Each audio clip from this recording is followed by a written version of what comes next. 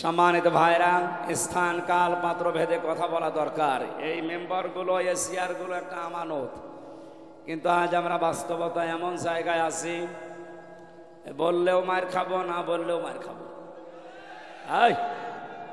আবেগ দিয়ে দুনিয়া চলে না। গত পরশু দিনে আমাদের মাননীয় প্রধানমন্ত্রীর বক্তব্য শুনেছেন। 14 দলের সাথে যে বৈঠক ছিল, ওনার শেষ কথাগুলো উনি আশঙ্কা করে বলছিলেন, বাংলাদেশের চট্টগ্রামের কয়েকটা জেলা মায়ানমারের কিছু অংশ নিয়ে সাম্রাজ্যবাদী যারা এই পৃথিবীতে, উনি নাম বলেননি যদিও, তারা একটা স্বাধীন খ্রিস্টান রাষ্ট্র ঘোষণা দেওয়ার জন্যে নীরব আন্দোলন চালিয়ে যাচ্ছে। ওনার এটা আশঙ্কা।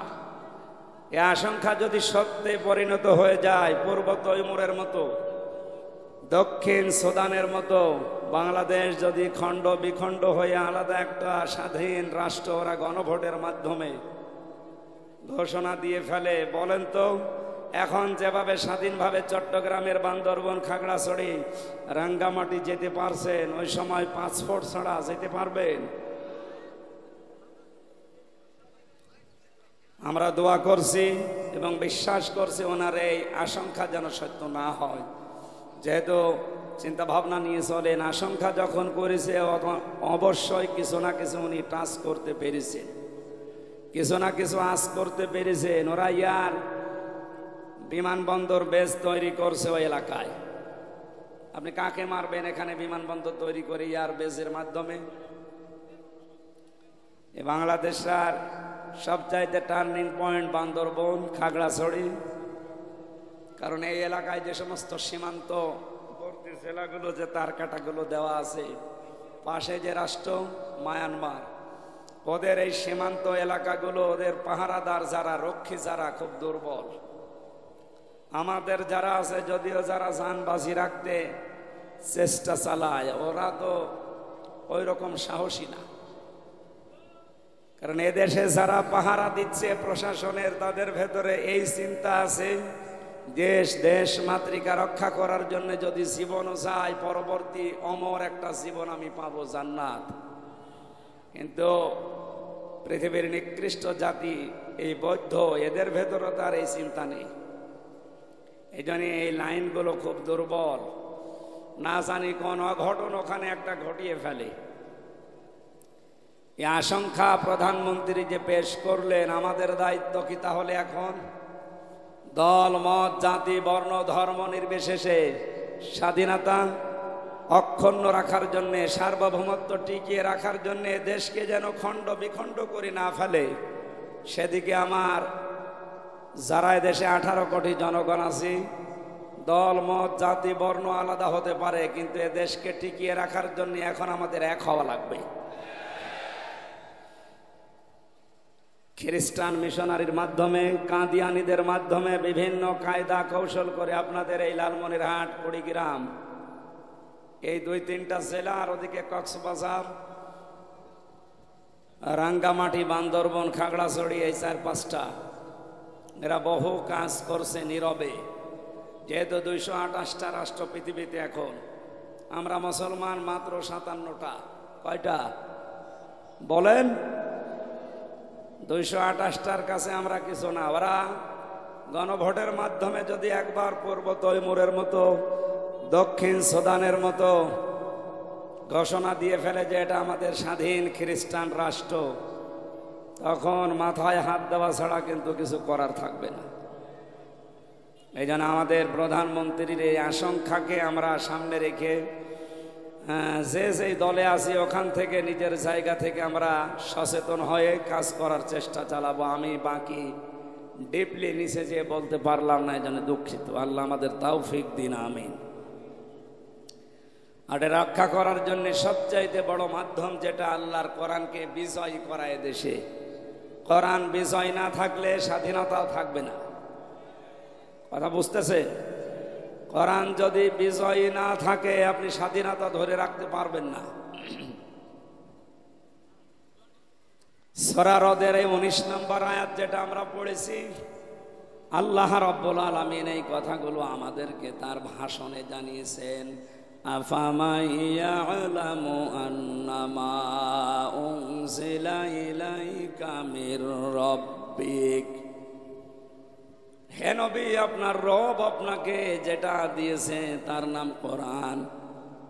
এ কোরআনকে যে সত্য বলে হক বল বিশ্বাস করে জানে, আর যেটা এর উপরে বিশ্বাস করে না অন্ধভাবে চলে এর উপরে, আপনি কি এই দুই দলের মানুষকে এক মনে করেন? কখনোই না, এই দুইটা দলের মানুষ কখনো এক না। ইন্নামা ইয়াতাযাক্কারু উলুল আলবাব, পৃথিবীতে বুদ্ধিমান যারা তারা আল্লাহর উপদেশ গ্রহণ করে থাকে। বলেন সুবহানাল্লাহ। মাতৃভাষায় অর্থ বললাম, এবার আসেন আমরা ব্যাখ্যার দিকে যাচ্ছি। খুব অল্প সময় কথা বলবো, আপনারা একটু ধৈর্য ধরেন, খুব অল্প সময় কথা বলবো।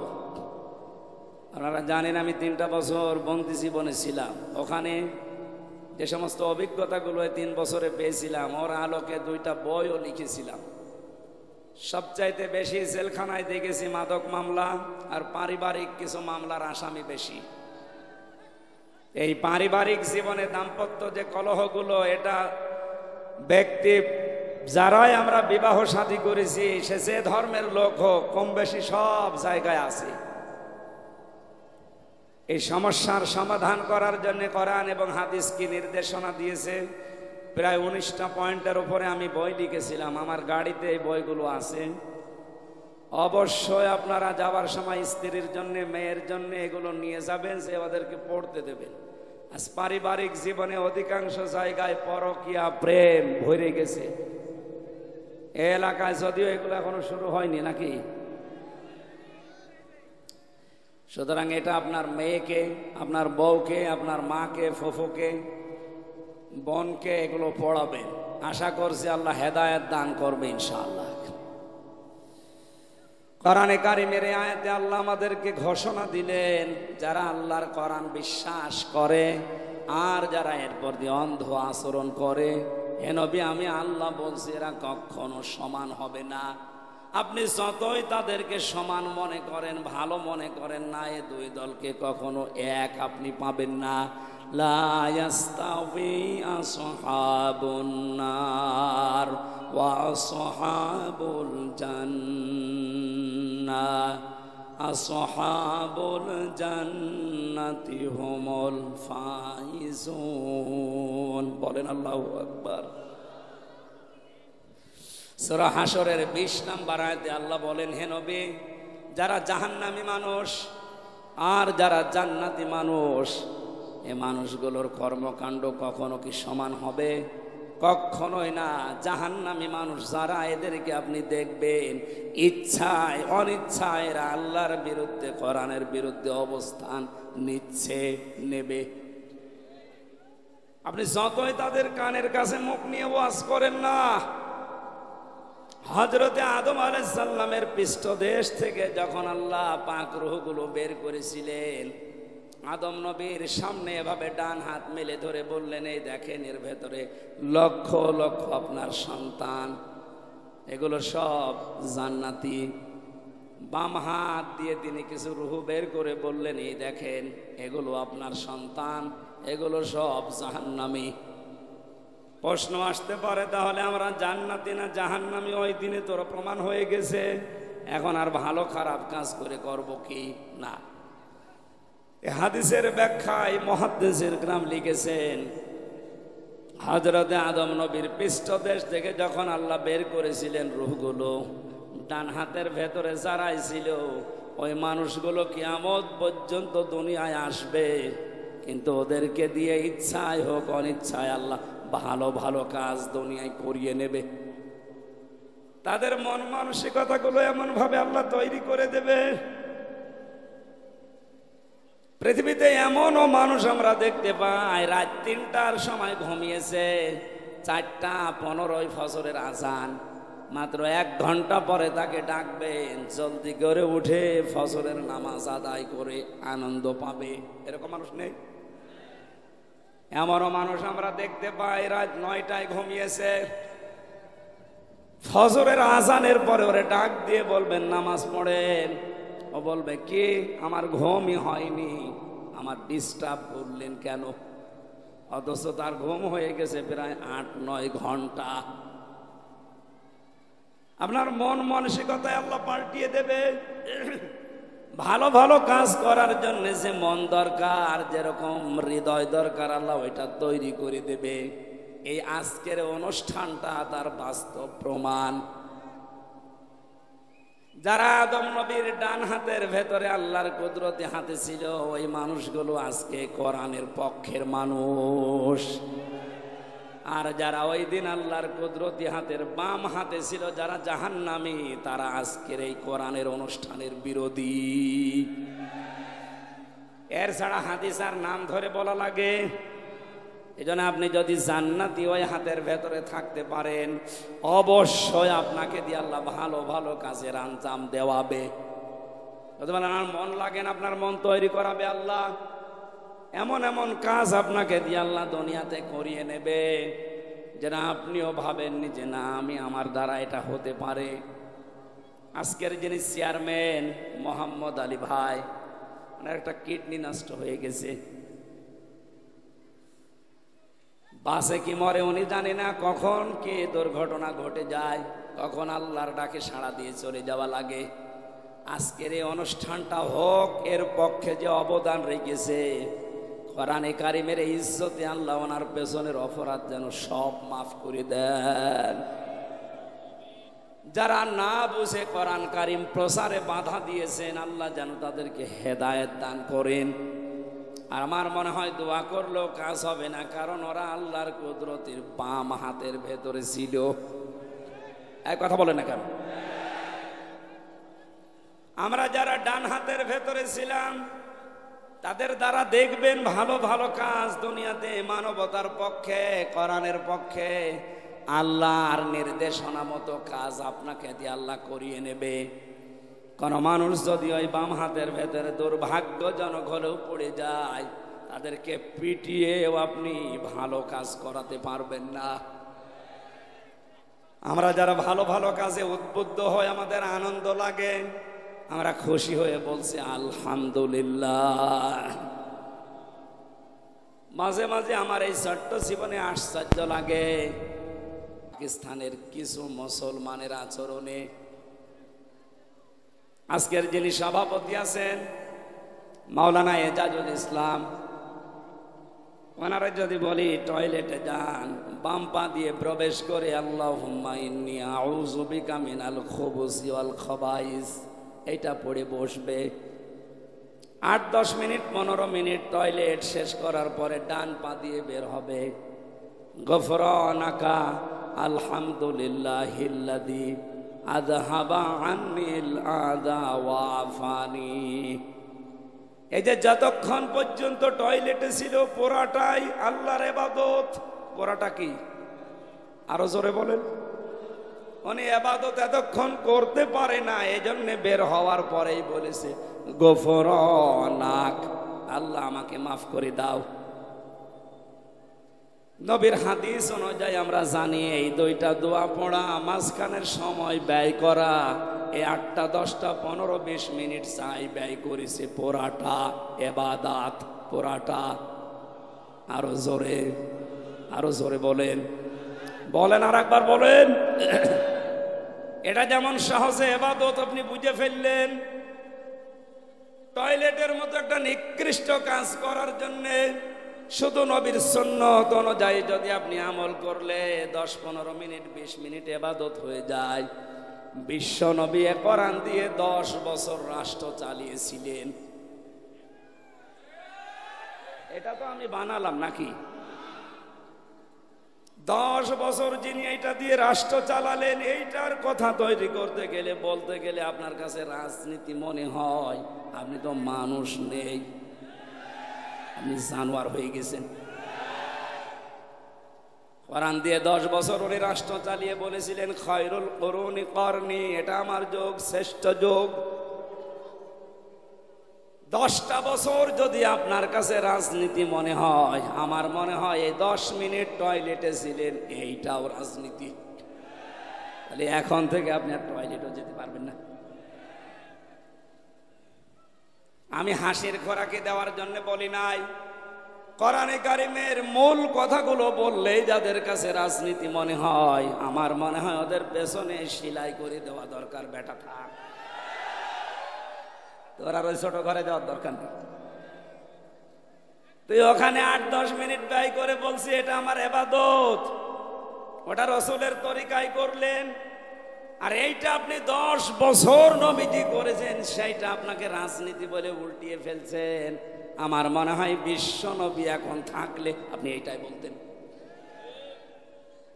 এই জন্য কোরআনে কারিম সেটা বিশ্বাস করে আর যারা করে না, আল্লাহ বলেন নবী এরা সমান না। বুদ্ধিমান তো তারা যারা আল্লাহর উপদেশ শোনার পরে মেনে নেয়। এবার আমার আল্লাহ উপদেশ দেওয়া আরম্ভ করছে। এই লালমনিরহাট কুড়িগ্রাম এলাকায় কারা বুদ্ধিমান আল্লাহর ভাষায় আপনি নিজের সাথে মিলাবেন। আল্লাযীনা ইউফুনা বিআহদিল্লাহি ওয়ালা ইয়ানকুবুনাল মিসাক। এক নম্বরে আমার আল্লাহর অঙ্গীকার যারা দুনিয়ায় মেনে নেয়। এখন আল্লাহর অঙ্গীকার কি? এখান থেকে 24 নম্বর আয়াত পর্যন্ত বুদ্ধিমানের কিছু পরিচয় আল্লাহ দিচ্ছেন। আমি যে বর্ণনা দিচ্ছি কোরআন দিয়ে, কি দিয়ে নাকি আমি বানাচ্ছি? আল্লাহ পাক বলেন আমার ভাষায় বুদ্ধিমান তো তারা যারা আমার সাথে কি তো অঙ্গীকার গুলো দুনিয়ায় পূরণ করে। যত রিস্ক হোক, যত ঝামেলা আসুক সামনে, বিপদ সংকলন, যত বড় পাহাড় আসুক, আল্লাহর সাথে কিন্তু অঙ্গীকার তারা দুনিয়ায় পূরণ করবে। আল্লাহর সাথে অঙ্গীকার কয়টা? এখানে আলেম নেই। আল্লাহর সাথে অঙ্গীকার কয়টা? একটা। ওই যে রুহের জগতে আল্লাহ পাক জিজ্ঞাসা করেছিলেন আলাস্তু বিরব্বিকুম, আমি কি তোমাদের রব না? যত রুহ আমরা ওই জায়গায় ছিলাম সবাই এক বাক্যে জবাব দিয়েছি ক্বালু বালা, অবশ্যই আপনি আমাদের রব। এখন এই যে একটা অঙ্গীকার দিলাম আপনি আমাদের রব, আনতাকুলু ইয়াউমাল কিয়ামাতি ইন্না কুন্না আন হাদা গাফিলিন। আল্লাহ পাক বলেন সাক্ষী থাকো, আমিও সাক্ষী থাকলাম। যারা এই যে রব বলে স্বীকৃতি দিলে অঙ্গীকারটা যেন দুনিয়ায় ভুলে যেও না। আপনারা যারা বুদ্ধিমান পরিচয় দিচ্ছেন ভুলে গেছেন আপনারা। আমরা যারা বুদ্ধিমান আল্লাহর ভাষায় জীবন যদি চলেও যায় আল্লাহর অঙ্গীকার আমরা পূরণ করবই। কথা বলে না কেন? অঙ্গীকার কয়টা? কি?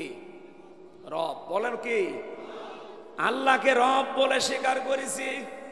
কোন মানুষ যদি আয়াতের তাফসিরে তাবারির ভেতরে আমি পড়েছি, কোন মানুষ যদি বলে আল্লাহ আমার রব, তাহলে 19টা বিষয় দুনিয়ায় সে মানবে না। কথা বলেন কেন ভাই?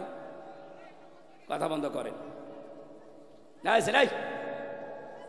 কথা বলো কেন? চুপ করো।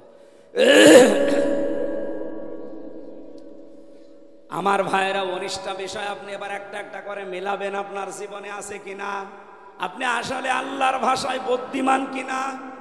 যদি 19টা বিষয় আপনার জীবনে না থাকে, আপনি কিয়ামত পর্যন্ত হায়াত পেয়েছেন, 41 সাল পর্যন্ত ক্ষমতায় আছেন, তামাম বাংলাদেশের মালিক, তারপরও আপনি আল্লাহর ভাষায় নির্বুদ্ধিমান। আপনি নির্বোধ, আপনি পাগল, আপনি মাজনুন। আপনাকে বুদ্ধিমান হওয়ার জন্য আল্লাহর এই 19টা বিষয় দুনিয়ার প্র্যাকটিক্যাল লাইফে মিলাতে হবে। 1 নম্বরে রব মানে লালন পালনকারী। রব মানে কি? উনি যে আমাকে লালন পালন করতে পারে, বিশ্বাস আমাদের রবের উপরে আছে? এখানে 100 জনের 98 জনের ভেতরে বিশ্বাস নেই। আমরা অনেকেই মনে করি আমাদের লালন পালন আমাদের খাওয়ার দায়িত্ব, আমার ব্যবসার, আমার চাকরির, আমার জমি জায়গার। এক কথা বলেন এখানে। এই বিশ্বাস যেন আল্লাহর উপরে তৈরি হয়, এই জন্যই তো এই মাহফিলটা দেওয়া। তাছাড়া সেই কুষ্টিয়া থেকে এখানে এসে আমি ভোটে দাঁড়াচ্ছি না, আর ভোটে দাঁড়ানোর সম্ভাবনাও নেই। আমি চাই যে আমাদের মনের ভেতরে এরকম কোনো যদি উল্টাপাল্টা থাকে আমরা যেন 19টা বিষয় মেনে নিয়ে মিলাতে পারি। বলেন ঠিক কিনা? তাহলে আজকে থেকে আমরা যারা আল্লাহকে রব বলে মানি, তামাম দুনিয়া একদিকে হয়ে গেলেও আমার রিস্কের দায়িত্ব যার, উনি আমার ব্যবসা ছাড়া, চাকরি ছাড়া, জমি ছাড়া অবশ্যই উনি লালন পালন করছেন। মায়ের পেট থেকে আরম্ভ করেছেন, এখনো করছেন, কিয়ামত পর্যন্ত হায়াত পেলে উনি করবেন। এটা আমার প্র্যাকটিক্যাল লাইফে নিয়ে আসা দরকার বিশ্বাস সহ। নবীজি জানিয়েছেন, মানুষ যখন মায়ের পেটের ভেতরে বাবার স্ফলিঙ্গ দিয়ে দ্রুত গতিতে নাপাক পানিটা যখন মায়ের রেহেমের ভেতরে পড়ে, এটা দিয়ে আমার আল্লাহ কমপক্ষে 4টা জিনিস তৈরি করেন: চুল, রগ, হাড় আর পর্দা। মায়ের রেহেমের ভেতরে যে নাপাক পানিটা ছিল, ওইটা দিয়ে আল্লাহ 4টা জিনিস আরো বানিয়েছে: রক্ত, গোশত, চর্বি আর চামড়া। 4 4 8টা জিনিস এক হয়। 40 দিন 40 দিন 40 দিন এভাবে করে করে যখন 6 মাস হয়ে যায়, আল্লাহ পাক বলেন, আমার এই রব নামের খাতিরে আমি আল্লাহ 5টা জিনিস তোকে দান করি। এই তথ্যটা আছে সূরা নাহাল 14 নম্বর পারা 14 নম্বর পৃষ্ঠা 13 নম্বর লাইনের 78 নম্বর আয়াতের শেষের দিকে আছে। এটা তাফসিরে ফি জিলালিল কোরআনে পাবেন। وَجَعَلَ لَكُمُ السَّمْعَ وَالْأَبْصَارَ وَالْأَفْئِدَةَ ইলা আখিরি আয়াত। লালমনির হাটের মানুষেরা, আল্লাহ রব নামের কারণে মায়ের পেটের ভেতরে 5টা জিনিস স্পেশাল ভাবে দিয়েছেন। কোন নামের কারণে? আরো জোরে বলেন বলেন। শ্রবণ শক্তি, দর্শন শক্তি, বাক শক্তি, আকেল শক্তি আর ঘ্রাণ শক্তি। এ 5টার একটাও যদি আল্লাহ কম দিত, আপনি দুনিয়ায় আসতেন আসতেন কিন্তু অপূর্ণাঙ্গ হয়ে, পূর্ণাঙ্গ কেউ বলতো না। যদি আপনাকে চোখ আল্লাহ না দিত, দর্শন শক্তি, তাহলে মানুষ আপনাকে কানা বলে ডাকতো। কথা বলেন না কেন? যদি আকেল শক্তি না দিত আপনাকে আল্লাহ, দুনিয়ার মানুষ আপনাকে পাগল বলে ডাকতো। যদি বাক শক্তি না দিত, মানুষ আপনাকে বোবা বলে গালি দিত, ডাকতো বোবা বলে।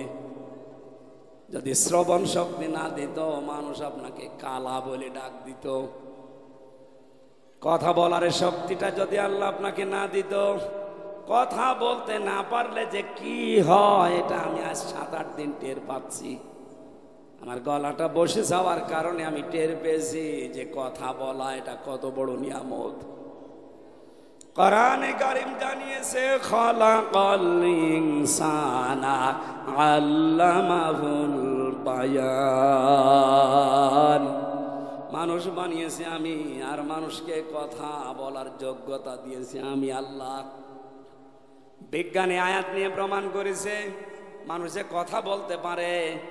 এর এই যে কয়েক ইঞ্চি জায়গায় কণ্ঠস্বর, এখানে 27টা স্তর পার করার পর একটা কথা তৈরি হয়। আমার হয়তো 27টার ভেতরে কিছু স্তর দুর্বল হয়ে গেছে, এজন্য আমার কথা বের হচ্ছে না। তাও তো আজকে একটু ছেড়ে গেছে গলাটা। গত কয়েকদিন আমি টেকনাফে ছিলাম, ওখানে যে অবস্থায় কথা বলেছি, ওই রকম থাকলে এখানে আমি আজকে আসতাম না, এত কঠিন অবস্থা ছিল। আপনি বলেন, আমার আল্লাহ পাক যদি কথা বলার এই শক্তিটা এখনো কেড়ে নেয় না, উনি পারে না? বলেন বলেন। উনি যদি এটা কেড়ে নিয়ে বলে, তোর মেয়ারে হাত দেব না, যা, তুই যতদিন বেঁচে আছিস বোবা থাকবে, কথা বলতে পারবি না। এই 27টা স্তরের যদি একটা স্তর দুর্বল হয়ে যায়, আপনার মুখ দিয়ে চেষ্টা চালাবেন কথা বলার, আসবে না, শুধু গা গু শব্দ হবে।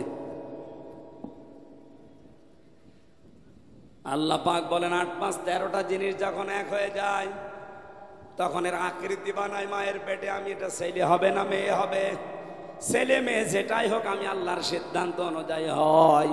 এরপরে খাবারের উদ্রেক দেখা দেয়, ক্ষুধা লাগে।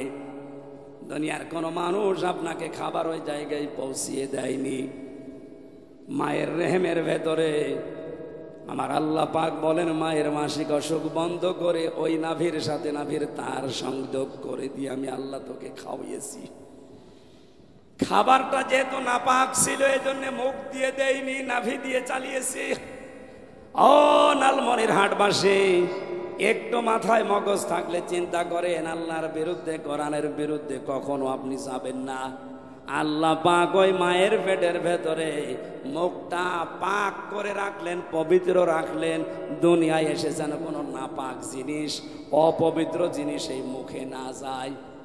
অথচ কত মানুষ এই মুখ দিয়ে গাঁজা খাচ্ছে, বিড়ি খাচ্ছে। না, বিড়ি তো এলাকার মানুষ চেনে না।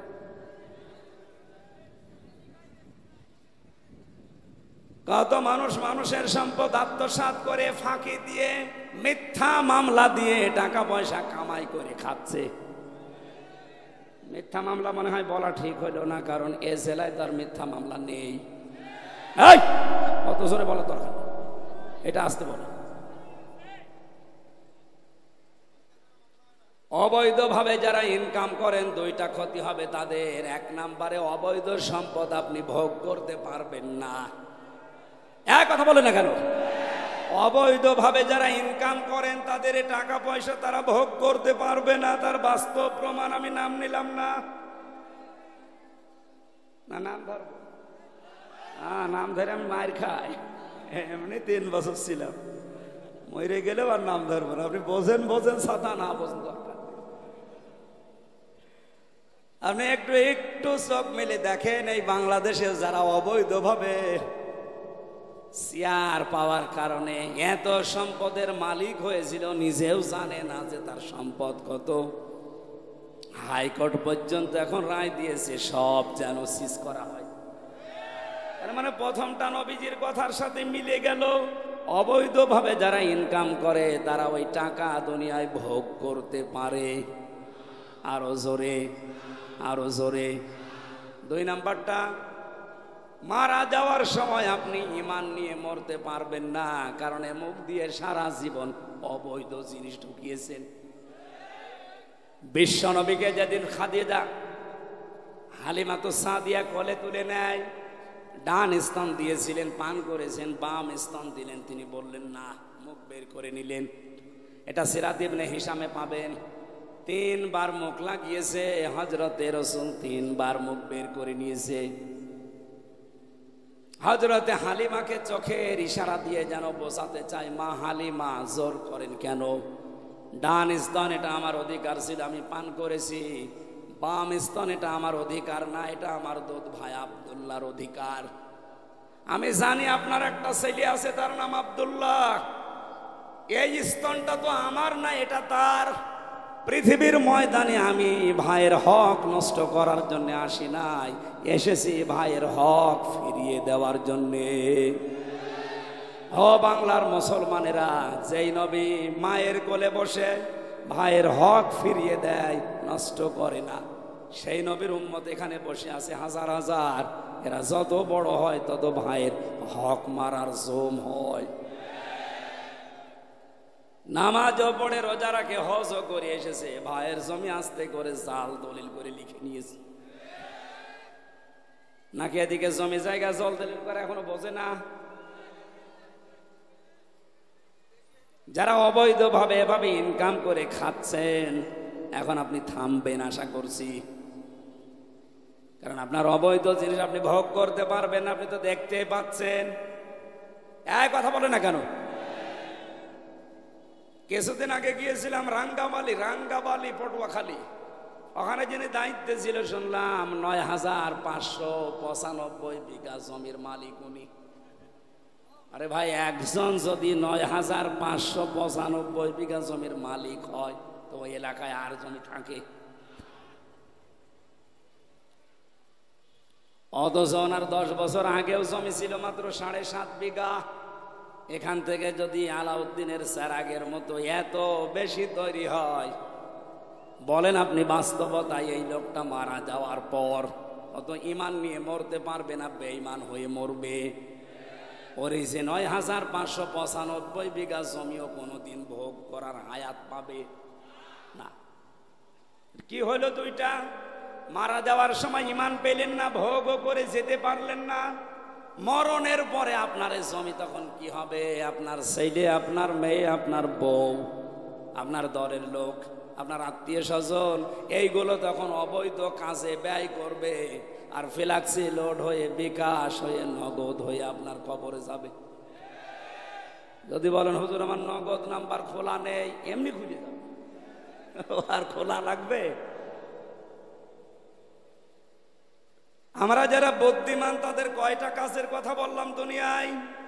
19টা। বলেন কয়টা?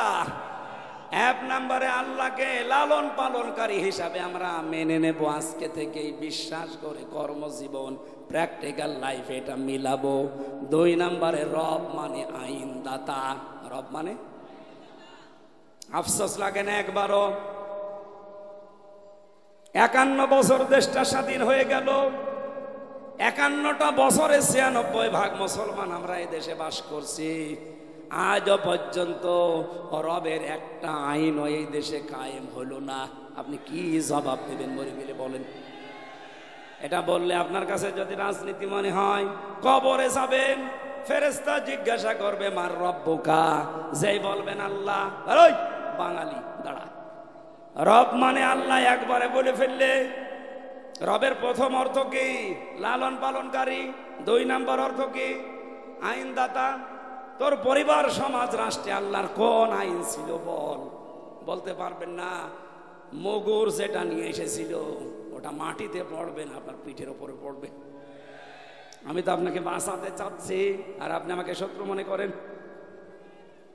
আরে ভাই, এই কথাগুলো না বলে আমি যদি এখন মাছের কাহিনী আরম্ভ করতাম তাও আপনি শুনতেন, সাপের কাহিনী আরম্ভ করতাম তাও আপনি শুনতেন, কিন্তু এই যে মেম্বার, এই যে চেয়ারের হক আদায় হতো না। আমি আপনাকে বাঁচাতে চাচ্ছি, কোরআনের চোখ লাগিয়ে দেখতে পাচ্ছি আপনি নির্বোধ, আল্লাহর ভাষায় আপনি নির্বোধ, আপনি পাগল, আপনি বুদ্ধিমান হতে পারছেন না। আমাদেরকে যারা নির্বুদ্ধিমান বলেন, নির্বোধ বলে ডাকেন, আমরা আল্লাহর কাছে বুদ্ধিমান। আমাদের এই ছোট্ট জীবন দিয়ে বিশাল আখিরাতের জীবন আমরা অলরেডি ক্রয় করে ফেলেছি। এই কথা বলেন না।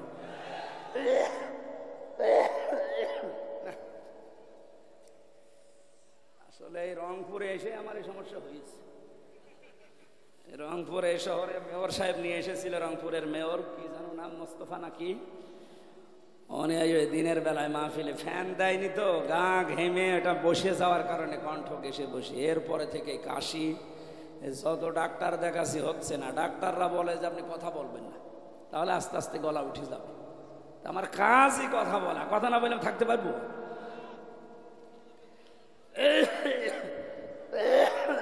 আসরের নামাজ 5:15। আমারে আরো একটু আগে তুললে ভালো হতো, 3টার দিকে যদি তুলে দিতেন। আরে ভাই, এটা তো যা করছি এটার তুলনায় আরো গুরুত্বপূর্ণ ফরজ বিধান আমাদের নামাজ। 1 ওয়াক্ত নামাজ বাতিল হয়ে গেলে শেষে 7000 বছর জাহান্নামে থাকা লাগবে। ওইটা তো কি করবেন, নামাজ পড়ে শুরু করবো নাকি?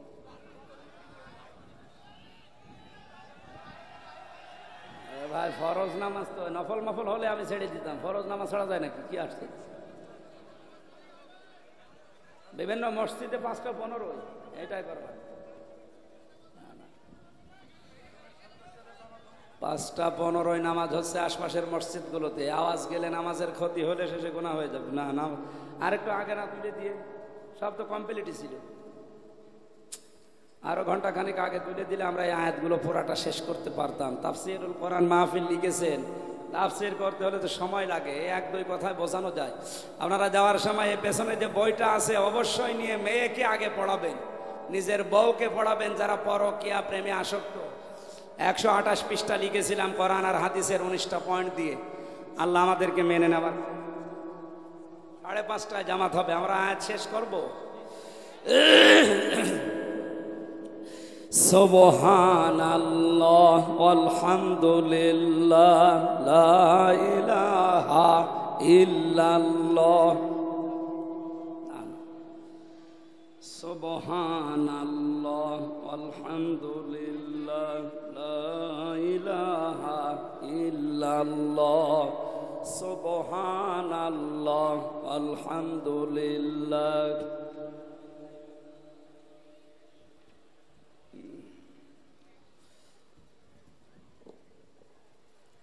আমার ভাইরা, এখানে নামাজ যেহেতু ঘোষণা দিয়েছে 5:30, আর 18-20 মিনিট আছে, আমরা এই আয়াতটা শেষ করি যতটুকু পারি। আর এক এক আয়াতে কোটি কোটি কথা লুকিয়ে আছে। এই 1-1.5 ঘন্টা 2 ঘন্টা না কিয়ামত পর্যন্ত তাফসীর করলে ওই আয়াত শেষ হবে না, এত কথা আছে। আমরা সামারাইজ করে খুব তাড়াতাড়ি যতটুকু পারা যায়, এরপর এখানে নামাজ পড়ে বাড়ি যাবে না। নামাজ পড়ার জন্য যারা চলে যাচ্ছেন মসজিদের আশপাশে, কিছু মানুষ যেতে পারেন, যান মসজিদে যেও নামাজ পড়েন, ওগুলো হক আছে। আর যারা এখানে থাকতে চান আর 15-20 মিনিট থাকেন, আমরা কথা শেষ করে নামাজ পড়ে তারপরে বিদায় নিন। আমি মুসাফির, জোহর আসর আমি একসাথে পড়িছি। আল্লাহর সাথে ওয়াদা যারা আমরা করেছিলাম, ওই ওয়াদা যদি এখন দুনিয়াতে ঠিক রাখতে পারি, এই অঙ্গীকারটা, ওয়ালা ইয়ানকুদুনাল মিসাক, আল্লাহ রাব্বুল আলামিন আমাদের সাথে যে সমস্ত মিসাকগুলো দিয়েছেন, অঙ্গীকারগুলো, দুনিয়ার এই ময়দানে পরিস্থিতি যত কঠিন হোক আমরা যেন ঠিক রাখতে পারি, তাহলে বুদ্ধিমানের পরিচয় দিয়ে যাওয়া যাবে। কবরে গিয়েও যদি বলতে চায় যে রব্বি আল্লাহ, আমার রব আল্লাহ, অবশ্যই রবের আইনগুলো ব্যক্তি, পরিবার, সমাজ, রাষ্ট্রে তাকে দেখানোর চেষ্টা করা লাগবে। আল্লাহ আমাদের তাওফিক দিন। আল্লাযীনা ইয়াসিলুনা মা আমারা আল্লাহ, আল্লাহ পাক যে সমস্ত সংরক্ষণ করার জন্য, ঠিক রাখার জন্য আদেশ দিয়েছে, এই সম্পর্কগুলো ঠিক রাখার চেষ্টা যারা করে তারা বুদ্ধিমান। এ পৃথিবীতে সবচাইতে বড় সম্পর্ক মানুষের সাথে তার মা বাবা। কার? মা বাবার সাথে সম্পর্ক আজ আমাদের হাজারো মানুষের ঠিক থাকছে না। তাদেরকে অনেকে আলাদা করে দিয়ে তাদের হক আদায় করছি না। এটা আল্লাহর নির্দেশের বাইরে চলে যাওয়ার কারণে আমাদের জীবনের অনেক কিছু কাঙ্ক্ষিত মানের যেটা অর্জন করা দরকার হচ্ছে না। বাংলাদেশের বিভিন্ন জেলাতে বিভিন্ন সংস্থার মাধ্যমে আজ আমরা দেখতে পাচ্ছি এরা বৃদ্ধাশ্রম তৈরি করছে। আজকে না, আসলে পরিবেশটা এলোমেলো হয়ে গেল, থাক, জোর করে কথা শোনানোর দরকার নেই। আগামীতে রাতের বেলা আছে এলাকায় কিছু মাহফিল, রাতের বেলা শোনাবো না, এভাবে হচ্ছে না।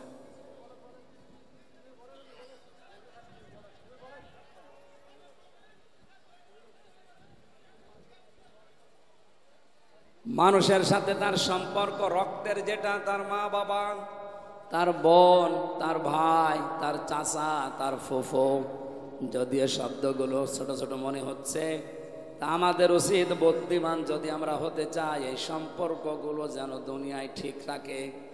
নামাজ পড়া, রোজা রাখার মতোই নিকট আত্মীয় রক্তের সম্পর্ক যাদের সাথে আছে, এই সম্পর্ক অটুট রাখা ওই রকম ফরজ। আল্লাহ আমাকে সহ প্রত্যেককে এটা আমল করার তৌফিক দাও, বলেন আমিন। যারা সবর করে এই পৃথিবীতে সবরের মাধ্যমে যত বিপদ আপদ মুসিবত আছে এগুলো মোকাবেলা করে সবরের মাধ্যমে, ধৈর্যের মাধ্যমে। ওমান সালাহা মিন আবাইহিম ওয়া আজওয়াজিহিম ওয়া যুররিয়াতিহিম ওয়াল মালাইকাতু ইয়াদখুলুনা মিন কুল্লি বাব। রব্বুল আলামিন বলেন, এই বুদ্ধিমান মানুষগুলোকে কিয়ামতের দিন আমি আল্লাহ তার সন্তানাদি, তার মা বাবা, তার স্ত্রী পুত্র, এদের সাথে একত্রে জান্নাতে পাঠাবো। জান্নাতের প্রতিটা দরজা দিয়ে ফেরেশতারা তাদের ওয়েলকাম জানাবে। সরে বলেন আমিন। জান্নাতু আদনিন ইয়াদখুলুনাহা। আজকে আপনারা একটা গেট বানিয়েছেন। কোন মানুষ যদি বুদ্ধিমানের পরিচয় দিয়ে আল্লাহর এই ওয়াজগুলো, উপদেশগুলো, নসিহতগুলো দুনিয়ার এই ছোট্ট জীবনে মেনে নিতে পারে, মহান আল্লাহ এই বুদ্ধিমান মানুষদের জন্য কমপক্ষে 70,000 এর চাইতে সুন্দর গেট বানাবেন। প্রতিটি গেটে যাবার পরেই ফেরেশতারা আগে সালাম জানাবে।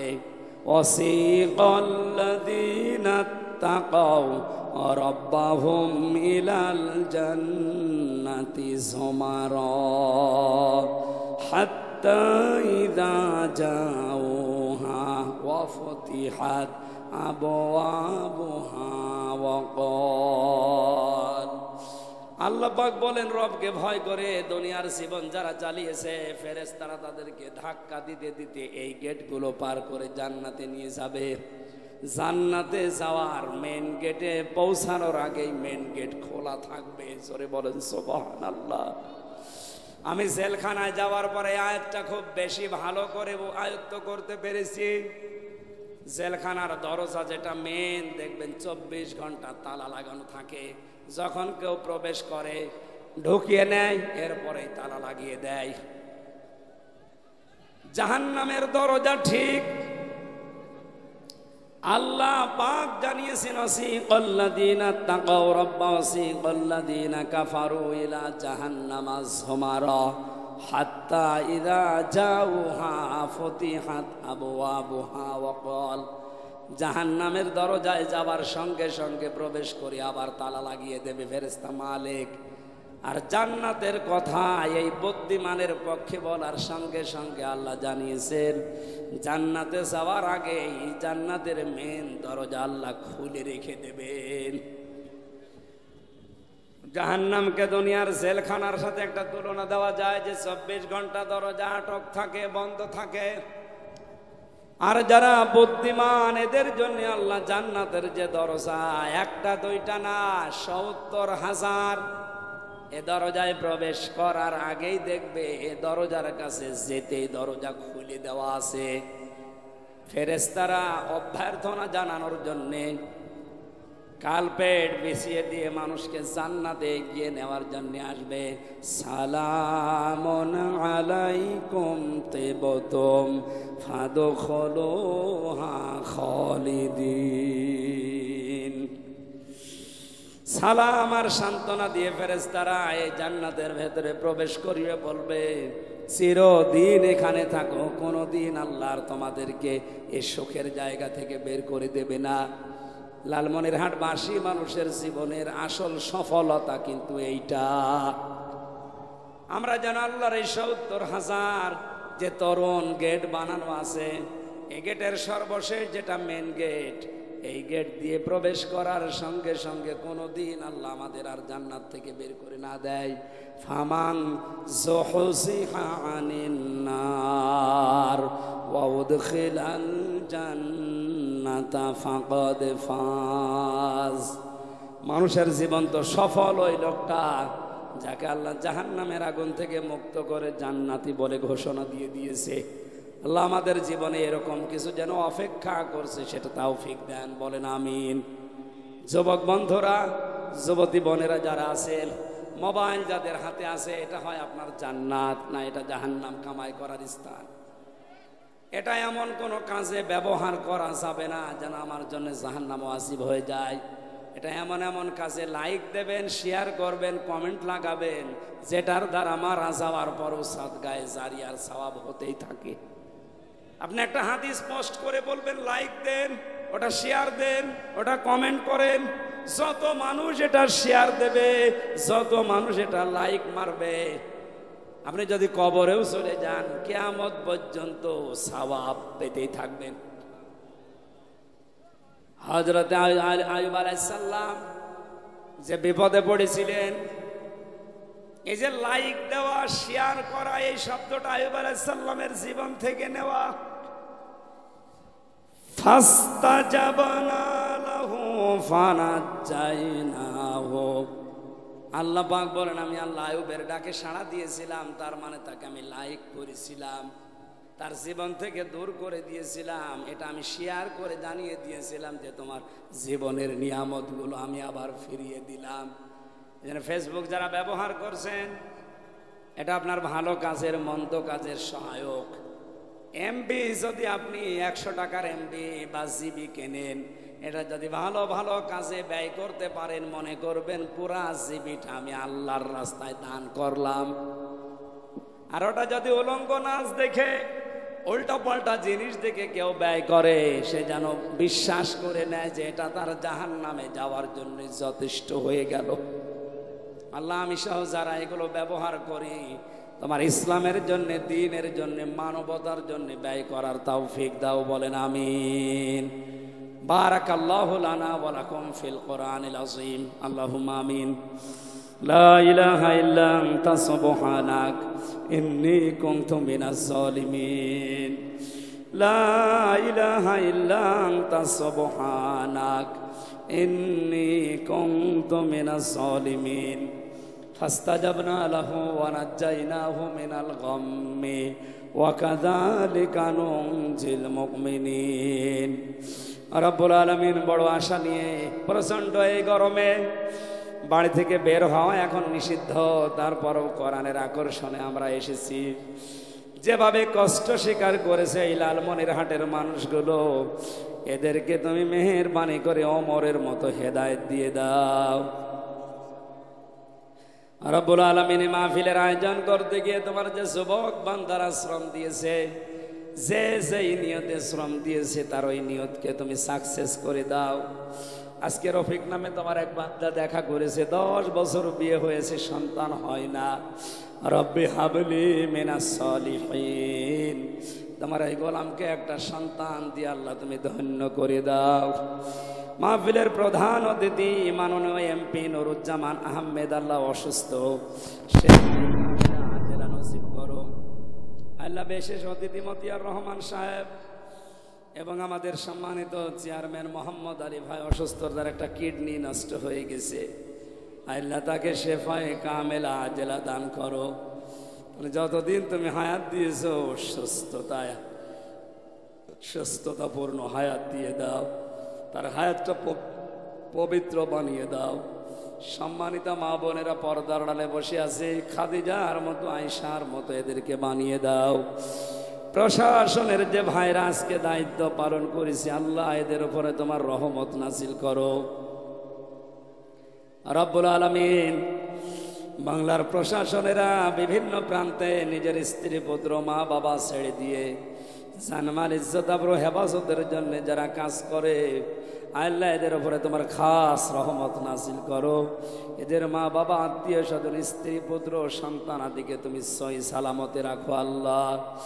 আজকের এই মাহফিলটা পাহারা দেওয়ার জন্য প্রশাসনের যারাই এসেছে, এদের আজকের এই দায়িত্ব ইবাদত হিসাবে কবুল করে নাও। মাওলানা সিরাজুল ইসলাম, আমার লাভলু ভাই সহ নামনা ছাড়া যত মানুষ এখানে আমিন আমিন করছি, আল্লাহ আমাদের জীবনকে তুমি পরিচ্ছন্ন করে দাও। তোমার ওয়াজে আমরা বুদ্ধিমান হিসাবে যাই শুনেছি, এগুলো আমাদের জীবনে তুমি সেট করে দাও। এলাকায় মাটির নিচে যত মানুষ ঘুমিয়ে আছে, আল্লাহ এদেরকে তুমি নিজ গুণে ক্ষমা করো। আল্লাহুম্মা গফিরলি ওয়ারহামনি ওয়াহদিনি ওয়াফিনি ওয়ারযুকনি ইয়া রাব্বাল আলামিন। কখন কার মরণ চলে আসে জানি না। আল্লাহ তাআলা প্রধানমন্ত্রী শেখ হাসিনা কয়েকদিন আগে যে আশঙ্কা পেশ করেছে, বাংলাদেশকে খণ্ড বিখণ্ড করার জন্যে সাদা চামড়ার কিছু মানুষেরা গোপন আন্দোলন চালিয়ে যাচ্ছে, তারা আল্লাহ তাদের ষড়যন্ত্রকে নস্যাৎ করে দাও। স্বাধীন খ্রিস্টান রাষ্ট্র একটা তৈরি করার যে পায়ে তারা চালাচ্ছে, বাংলার জনগণকে এটা রুখে দেওয়ার তৌফিক দাও। আমাদের দেশের স্বাধীনতা সার্বভৌমত্ব অখণ্ড রাখো। এদেশের জন্য যারা জীবন দিয়েছে, বাংলার বীর সন্তান মুক্তিযোদ্ধাদেরকে তুমি মঞ্জুর করো। আল্লাহ তাআলা যারা দায়িত্বে আছে, সততার সাথে পালন করার তৌফিক দাও। 560টা মসজিদ বানিয়েছে প্রধানমন্ত্রী, আল্লাহ ওসিলায় হলেও তাকে তুমি মাফ করে দাও। এদেশের জনগণের জন্য বিশেষ করে বঙ্গবন্ধু টানেল, পদ্মা সেতু সহ বাংলার রাস্তাঘাট উন্নয়নের জন্য যারাই যেভাবে কাজ করছে, মানবতার সেবা, এটা তুমি মেহেরবানি করে কবুল করো আল্লাহ। যত চক্রান্ত ষড়যন্ত্র ইসলাম নিয়ে, দেশ নিয়ে আরম্ভ হয়েছে, আল্লাহ সব নস্যাৎ করে দাও। আল্লাহুম্মা ইন্নী আসআলুকা শাহাদাতান ফি সাবিলিক ওয়াজআল মাউতি ফি বালাদি রাসূলিক। কখন কার কাপড় চলে আসে কাফনের এই বাজারে আমরা জানি না। মরণটা আসার সঙ্গে সঙ্গে যেন পড়ি লা ইলাহা ইল্লাল্লাহু মুহাম্মাদুর রাসূলুল্লাহ। আসসালামু আলাইকুম ওয়া রাহমাতুল্লাহি ওয়া বারাকাতুহু।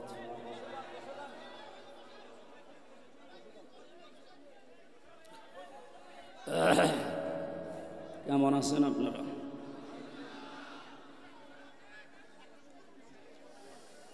أعوذ بالله من الشيطان الرجيم. بسم الله الرحمن الرحيم.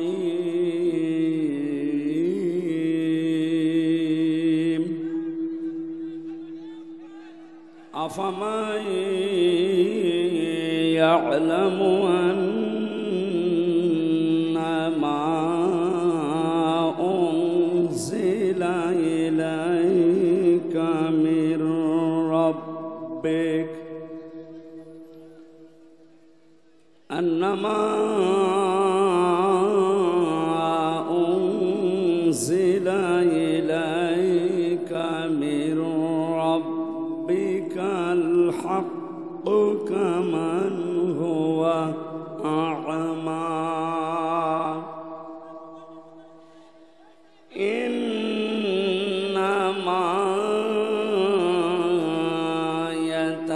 يتذكر أولو الألباب.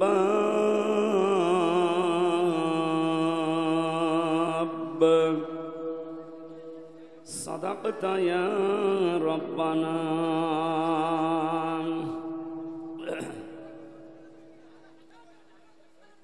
عن أبي هريرة رضي الله تعالى عنه قال قال النبي صلى الله عليه وسلم إن الذي ليس في جوفه شيء من القرآن كالبيت الخريب إلى آخر الحديث. رواه ابن ماجه. وقال تعالى في شان حبيبي وما زادهم إلا إيمانا وتسليما. اللهم صل على مولانا محمد وعلى آل سيدنا حبيبنا. আলহামদুলিল্লাহ, লালমনিরহাট জেলার আদিতমারি থানার অন্তর্গত ভেলাবাড়ি কারামাতিয়া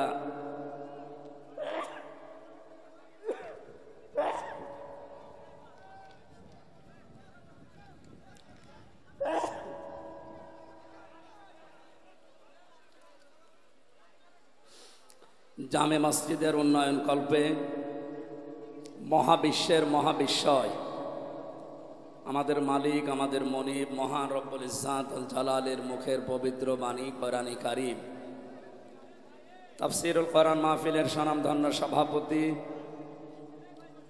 জনাব মাওলানা কাজী মোহাম্মদ এজাজুল ইসলাম দামাত বারকাতুহুমুল আলিয়া, প্রধান অতিথি সাবেক মন্ত্রী সমাজ কল্যাণ পরিষদ জনাব আলহাজ নুরুজ্জামান আহমেদ, বিশেষ অতিথি মাননীয় জাতীয় সংসদ সদস্য অ্যাডভোকেট মোহাম্মদ মতিউর রহমান, জনাব ওবায়দুর রহমান, ভেলাবাড়ি ইউনিয়ন পরিষদের সম্মানিত চেয়ারম্যান, আমাদের অভিভাবক শ্রদ্ধাভাজন বড় ভাই জনাব মোহাম্মদ আলী অসুস্থ আছে, দোয়া চাই। আমাদের কাছে আমরা সবাই মিলে আল্লাহর দরবারে দোয়া করছি হায়াতে তাজ্জেবা সিহাতে কুল্লিয়া, সুস্থতা আল্লাহ যেন দান করেন। মঞ্চে বসা আছেন সম্মানিত ওলামা একরাম, এতক্ষণ যারা কথা বললেন আপনাদের পাশের জেলা কুড়িগ্রামের সন্তান জনাব মাওলানা সিরাজুল ইসলাম ফারুকি ভাই, সামনে বসা মুসলমান ভাইরা, পর্দার আড়ালের সম্মানিতা মা এবং বোনেরা, প্রশাসনের ভাইরা, প্রাণপ্রিয় লালমনিরহাটবাসী, আসলে সময়টা তো এখন ওয়াজ মাহফিল তাফসির মাহফিলের সময় না, এটা শীতের সময়, সিজন ওই সময় হয়। ডেটগুলো পাওয়া যাচ্ছে না, সারা দেশ ব্যাপী যাওয়া লাগে, এই কারণে আপনারা এমন একটা সময় নিয়েছে। এখন আজকে শুনলাম 39-40 ডিগ্রি চলছে। এই অবস্থায় ঘর থেকে বের হওয়াই কঠিন। কোরআনে কারিমের মহব্বতে ভালোবাসায় 39-40 ডিগ্রি সেলসিয়াস উপেক্ষা করে যারা এই উত্তপ্ত ময়দানে আসতে পেরেছে, এটা যেহেতু রেকর্ড হচ্ছে, এটা সারা দুনিয়ায় ছড়িয়ে যাবে। সারা পৃথিবীর কাফের, মুশরিক এবং ষড়যন্ত্রকারী যারা আছে তাদেরকে আজকে আমরা জানাতে চাই, কোরআন বিরোধী কোনো বিষয় পৃথিবীতে বাস্তবায়ন হবে না। এই জন্য যারা ষড়যন্ত্রে আছেন আশা করি আপনারা থামবেন। দল মত নির্বিশেষে, জাতি বর্ণ ধর্ম সব মানুষ এখানে আমরা এসেছি, কারণ পৃথিবীতে কোরআনে কারিম শুধুমাত্র মুসলমানদের কিতাব নয়। হাদা বায়ানুল লিন্নাস হুদাল লিন্নাস, মানুষ বলে যারা বিবেচিত তাদের জন্য আল্লাহ বায়ান বর্ণনায় কোরআনে দিয়েছে। সুতরাং দল মত ধর্ম আলাদা আপনার থাকতেই পারে, কোরআন আপনার জন্য। এখানে আসেন, এটা পড়েন, বসেন, জীবন পরিচ্ছন্ন হয়ে যাবে ইনশাআল্লাহ। যে আল্লাহ আমাদেরকে এই প্রচণ্ড গরমে একটা সর্বোত্তম ইবাদত আমরা যেটা জানি, আফদালুল ইবাদাতি তিলাওয়াতুল কোরআন। পৃথিবীতে যত ইবাদত আছে নফল, সবচাইতে উত্তম ইবাদত কোরআনের। কিসের? সেই কোরআনের জন্য আধা ঘন্টা 1 ঘন্টা সময় আমরা যারা এই কষ্ট করে ব্যয় করছি, আল্লাহ যেন জান্নাতে যাওয়ার একটা মাধ্যম হিসাবে এটা কবুল করেন, বলেন আমিন। আমরা কোনো কিছু পেলে খুশি প্রকাশ করি, আর আমাদের খুশি প্রকাশ করার জন্যে নাচ গান করা, ঢোল ডগি ডবলা বাজানো না। আমাদের খুশি হচ্ছে আল্লাহর প্রশংসা আদায় করা, বলেন আলহামদুলিল্লাহ। আল্লাহ রাব্বুল আলামিন বলেন, আল্লাযীনা ইয়াসতামিউনাল কাওলা ফায়াত্তাবিউনা আহসানা উলাইকাল্লাযীনা হাদাহুমুল্লাহ ওয়া উলাইকা হুম উলুল আলবাব।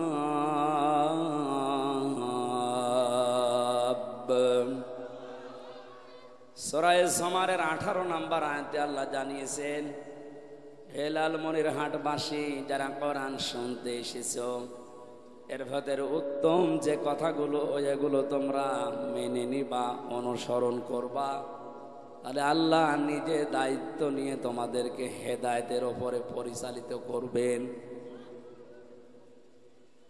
শুধু জব্বা গায়ে দিয়ে আমার মতো এত বড় জামা গায়ে পাগড়ি মাথায় দিয়ে হাতে তসবিহ নিলে হেদায়েতের ওপরে থাকা যায় না। হেদায়েতের ওপরে থাকতে হলে আমার আল্লাহর দয়া লাগে। নবীজি জানিয়েছেন, ওমান দাআ ইলাইহি হাদা, দুনিয়াতে যে ব্যক্তি কোরআন দিয়ে মানুষকে ডাক দিবে, আল্লাহ নিজে তাকে হেদায়েতের ওপরে রাখবে। সুতরাং কে কোন দলে মতে কোন জায়গায় আছেন আমি জানি না, যদি সত্যি আপনি হেদায়েতের ওপরে থাকতে চান, আজকে থেকেই জীবনের টার্গেট বানিয়ে নেবেন, আমি মানুষকে কোরআন দিয়ে ডাকবো। দ্বিতীয় নম্বরে, ফাকাদ হুদিয়া ইলা সিরাতিম মুস্তাকিম, কোন মানুষ যদি কোরআনে কারিমের ডাকে সাড়া দিতে পারে মন থেকে, মহান আল্লাহর নবী বলেন আল্লাহ তাকে সিরাতে মুস্তাকিম, জান্নাতের পথ নসিব করে দেবে, বলেন আমিন। জান্নাতের পথ দেখার জন্য আজকের আয়োজন, নাকি জাহান্নামে যাওয়ার জন্য? জান্নাতের পথ দেখার জন্য আজকের বিশাল আয়োজনে যারা আঞ্জাম দিয়েছে, কত মানুষ বিভিন্ন কায়দায় চেষ্টা চালিয়েছে, কত মানুষ এখনো পর্যন্ত ভলেন্টিয়ারের দায়িত্ব পালন করে শ্রম দিচ্ছে। যারাই কোরআনের এই আয়োজনের সাথে সম্পৃক্ত, এদেরকে যে মা পেটে নিয়েছে আল্লাহ যেন খাদিজার মতো বানিয়ে দেন, বলেন আমিন। দরুদ আর সালাম পড়ছি আমাদের নবী মুহাম্মদুর রাসূলুল্লাহ সাল্লাল্লাহু আলাইহি ওয়াসাল্লামের প্রতি। নবীজি জানিয়েছেন, মান ক্বারাআল কোরআনা ফাস্তাযহারাহু, যে ব্যক্তি কোরআন পড়ে আর কোরআনকে বিজয়ী করার জন্য চেষ্টা চালায় দুনিয়াতে, আমাদের জীবনের মেন টার্গেট হওয়া দরকার এইটা। কারণ আজ হোক কাল হোক আপনি এ দুনিয়ায় থাকবেন না, খুব বেশি হলেও আর 100 বছর পরে এই জায়গায় আমরা যারা আছি কেউ থাকবে? সব মাটির নিচে যাবে, নতুন মানুষ এসে এই জায়গা চাষ করবে। যদি বেঁচে থাকার গ্যারান্টি থাকতো যে কিয়ামত পর্যন্ত আপনার হায়াত আছে, তাহলে এই মাহফিলের দরকার তো ছিল না। আমি আরো নিষেধ করতাম যে এগুলোর দরকার নেই, খাও দাও ফুর্তি করো, দুনিয়া কি মজা লেন। যেহেতু এই টার্গেট আমাদের, এই গ্যারান্টি আমাদের নেই। আমার এখন 33 বছর বয়স, আর খুব বেশি হলেও বাংলাদেশের গড় আয়ু অনুযায়ী আর নাই 33 বছর, খুব বেশি হলেও নাই আর 50 বছর। এরপরে আর আমি কি, এটা আমি নিজেও চিনতে পারবো না। এই জন্য আমাদের আসল জীবনের যেটা টার্গেট, চোখ বন্ধ হওয়ার পরে যেটা শুরু হচ্ছে ওটা আর কোনোদিন শেষ হবে না। ওই জীবনের জন্য আজকের এই অনুষ্ঠানটা যেন আল্লাহ আমাদের নাজাতের ওসিলা বানিয়ে দেয়। তাহলে কোরআনকে ইজহার করা, বিজয়ী করা, প্রতিষ্ঠা করা, কায়েম করা, এটা শুধু যারা টুপি মাথায় দেবে তাদের কাজ, নাকি যারা মরণের চিন্তায় আছে তাদের কাজ? দলমত নির্বিশেষে সবাইকে মরা লাগবে, মাস্ট বি। সুতরাং আমাদের জীবনের আজকে থেকে টার্গেট বানিয়ে নেব কি করে কোরআনে কারিমকে ইজহার করা যায়, প্রতিষ্ঠা করা যায়, কোরআন বিজয় করা যায়। তাহলে আল্লাহর হালাল করা এই পৃথিবীতে জিনিসগুলো আমরা আঁকড়িয়ে ধরতে পারবো, হারাম বিষয়গুলো আমরা ছেড়ে দিতে পারবো। আদখালাহুল্লাহুল জান্নাহ, নবীজি বলেন আল্লাহ তাকে জান্নাতে প্রবেশ করিয়েই দিয়েছে। তার মানে যেই পরিবারে, যে সমাজের, যে রাষ্ট্রে কোরআন প্রতিষ্ঠা হয়ে যায়, কোরআন বিজয়ী থাকে, সেখানে হালালকে হালাল জেনে মেনে নেওয়া যায়, হারামকে হারাম জেনে ছেড়ে দেওয়া যায়। ওই রকম পরিবেশ যদি কায়েম হয়, তাহলে ওই জায়গাটাকে মিনি জান্নাত বলে আল্লাহ ঘোষণা দিয়েছে। নবীজিকে দিয়ে আল্লাহ বলিয়েছেন আদখালাহুল্লাহুল জান্নাহ, তাকে যেন আল্লাহ জান্নাতে প্রবেশ করিয়েই দিয়েছে। তার মানে আপনি মনে করবেন কোরআন বিজয়ী হয়ে গেলে আপনি একটা মিনি জান্নাতে আছেন, বলেন আলহামদুলিল্লাহ।